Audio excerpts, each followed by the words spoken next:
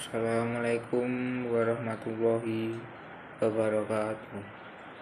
Sapunika kula badhe macakaken geguritan ingkang judul nggih niku tobat.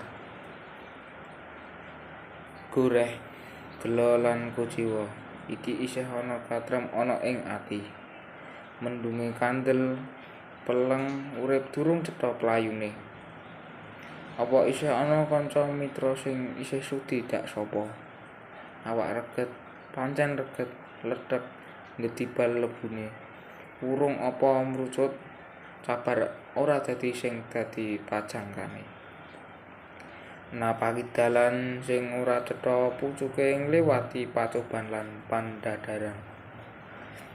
Kadereng kaedahan pepingane urip kang kasat mata. Pajangkane bisa nggawa kamulyan lan piguna.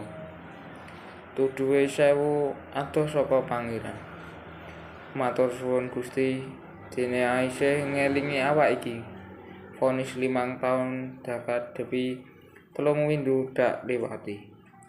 Bungane kanca sing pinaringan remisi paarep-arep ke kabare remisi geng Gusti. Duh Gusti, pingulasan pinaringan kawelasan pun abdi. Centang panjer ing esuk wus sumunar mbukani anggere ari midani bumi. Pak adepi dak sangga pituwase piyala ing warsa adi. Wusanane urip kudu pracaya mring astane Gusti tinimbang akarya adi. Tinimbalan kasugihan lan kaluluhan iku ana ing pamengkuning Gusti. Wassalamualaikum warahmatullahi wabarakatuh.